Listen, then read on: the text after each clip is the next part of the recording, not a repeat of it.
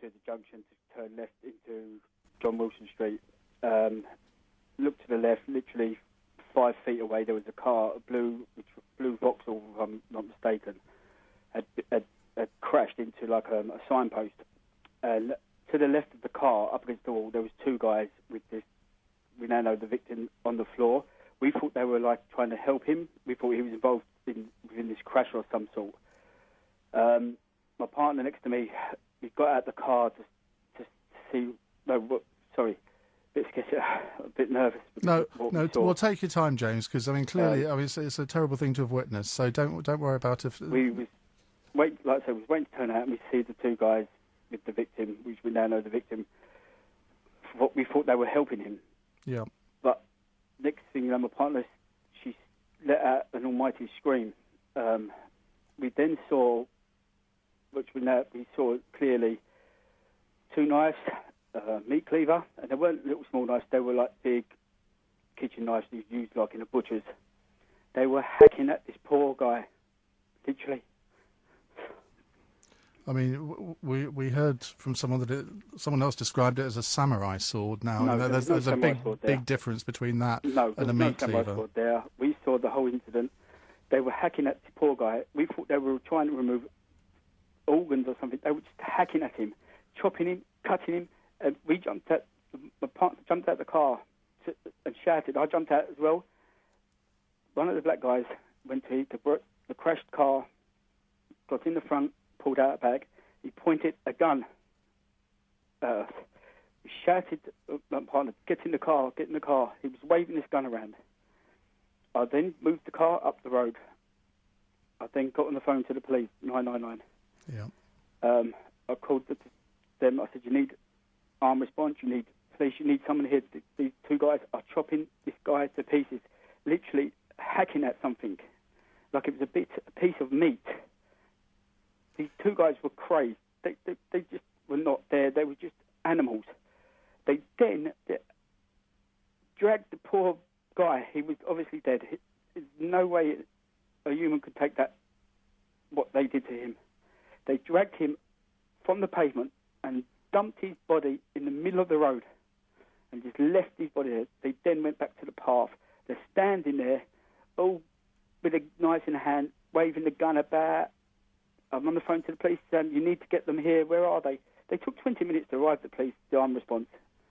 And were there any other police there before the armed response? There was police at the ends of roads. They weren't coming because I think, fair enough, they had a firearm. We could see police, but there was no police in the vicinity of these attackers. And what about other members of the public? I mean, you were there. How many other people witnessed this? There was only a few people at first, because it must have just started to happen because there wasn't many people there. But then traffic started to build up because people getting out of the cars to shout at them and try to stop them, not try to stop them, but shouting at them to stop and things like that. But they were taking no notice. They were standing there. I think they were pleased, proud of what they were doing. When they dumped the body in the road, these 2 black guys, they had the opportunity to hurt other people if they wanted to, because there was brave women with the dead guy on the floor. They were like basically trying to not protect him, but like shielding and covering him, keep him close to him. The attackers with the knives, they were standing over these women. If they had the opportunity to stab someone else, they would have done that as well. They were walking across the road. People filming it on their phones. The guy with the gun, the tall guy with the beanie cap on. Even the bus had pulled up. He was going over to the bus and asking people to take his photo. Like this.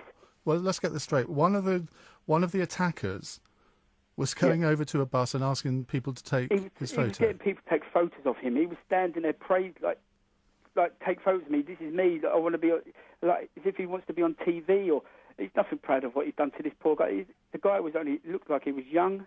He had a Health for Heroes T-shirt on. There's rumours going about saying that he was a soldier, which we don't know. That's just rumours. But then, when I was walking up and down with the gun and the knives, and they had opportunities. If they wanted to run off, they had to run off. But they were waiting for something, and it turned out they were waiting for the police to arrive, the armed police, because as soon as the police come flying around the corner, the man with the beanie had the tall guy. He charged at the police response vehicle. A shot was fired by the other guy with the gun.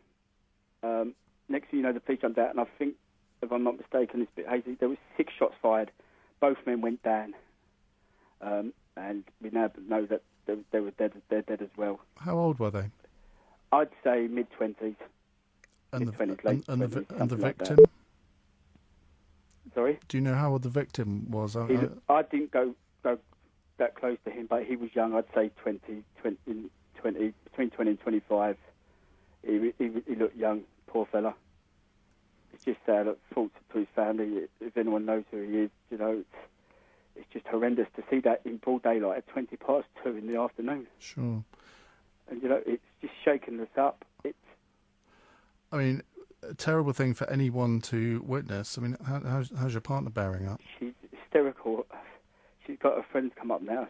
I was taking her to work, and she's hysterical. I'm really worried about her now. Just can't believe what I saw. Well, I think, James, take your time to recover from this, because it's whenever anyone witnesses a major incident like this, it obviously can be traumatic. You're clearly probably suffering from a little bit of an aftershock from it. I mean, the scene on the street. I mean, was it sort of complete chaos? Were people shouting and shrieking at these two guys? People were shouting at them. Yet there was so many people there that during, I'd say, 10 minutes after we arrived, after we saw it happening, about 10 minutes after that, there was a good hefty crowd there. There was quite loads of people there filming it and things like that, shouting at them. But they were taking no notice. They were oblivious to anything. They were just more worried about getting photos taken, walking up and down the road, and they had no intentions of running off or leaving or anything. In my opinion, they were waiting for the police to arrive to be shot by police. That's the only thing I can think.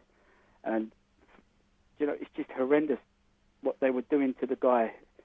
You know, it's something like you'd see in like a horror movie. It makes you wonder sort of whether it was just they decided to do this and picked on anybody, or whether it was completely premeditated, or they'd just planned the whole thing. I mean, it's too early to speculate, I suppose. So we didn't obviously see the car crash, but when we pulled up, we saw the car up in the front end of the signpost, and it looked like pretty bad damage. It ripped the car off. But so we obviously thought that the guy was driving the car.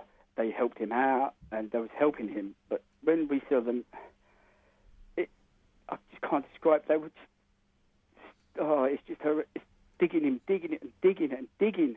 Horrendous it was. And I know it's just after 4, but the blood, the pool of blood just trickling down the road, down the pavement, just everywhere.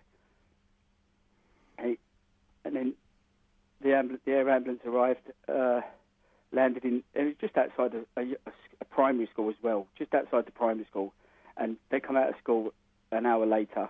They would have witnessed, if it was any later, they would have seen all this. The air ambulance had to land in their school. They tried to save the white guy that was stabbed, but we asked the police why they're doing that. They said they have to try still, so that's fair enough. I mean, make as much effort.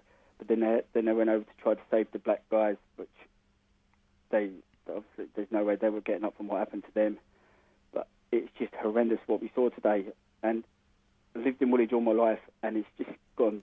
It's just it's horrendous around here now. Shootings after shootings, stabbings. It's just, I don't know what this world's coming to. Well, shootings and stabbings have increased in the last few years. All the time in Woolwich. You hear it all the time. Why is that? Is it gang related? I don't know. I don't go hardly go out anymore down there or anything now. Well, I've lived here so long. You know where to stay clear of now, because of what you just get attacked for no reason now on the streets. It's horrendous. I just could not believe it took 20 minutes for the police to arrive to take these two guys down. You know,